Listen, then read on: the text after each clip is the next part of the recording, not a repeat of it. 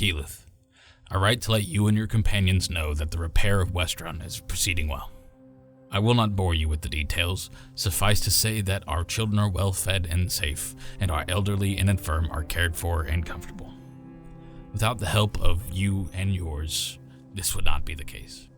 The folk in charge argue constantly, but that is to be expected.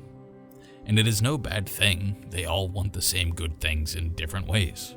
I listen mostly, and do what I can to make sure they listen to each other. Without listening, nothing good can happen. The town. When I say the repair is going well, it's a hard thing for me to talk about. I am not a particularly clever man, and much of this is new to me. When you make a mistake with metal, you can melt things down and start fresh. It is irritating, and it costs in time and soot and sweat, but it can be done. There's a comfort in iron, knowing that a fresh start is always possible. But a city is not a sword. It is a living thing, and living things defy simple fixing. Roots cannot be reforged.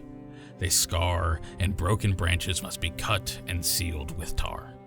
And this makes me angry, as it always has, and my anger has no place to go. It was easier when I was young. I could use my anger like a hammer against the world. I was so sure of myself and my friends and my rightness. I would hammer at the world, and breaking felt like making to me, and I was good at it. And while I was not wrong, neither was I entirely right. Nothing is simple. I do not work in wood. I am not brave enough for that. There is a comfort in iron, a promise of safety, a second chance if mistakes are made.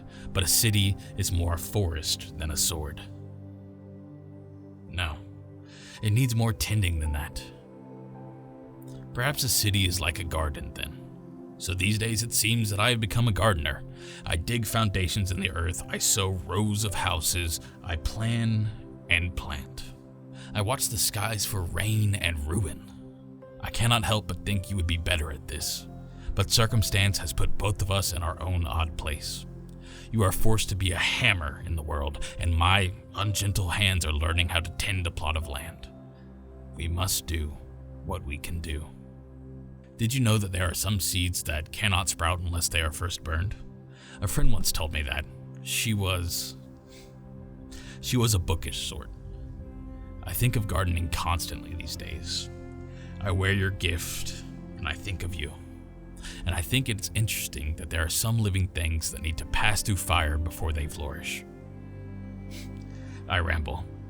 You have the heart of a gardener, and because of this you think of consequence, and your current path pains you. I am not wise, and I do not give advice, but I have come to know a few things. Sometimes breaking is making. Even iron can start again, and there are many things that move through fire and find themselves much better for it afterwards. I have enclosed a gift. Once it was a sword, but it has changed. It is a small thing and silly. Please forgive an old man for his foolishness. Still, I hope it brings you some small comfort. Kindly, Care.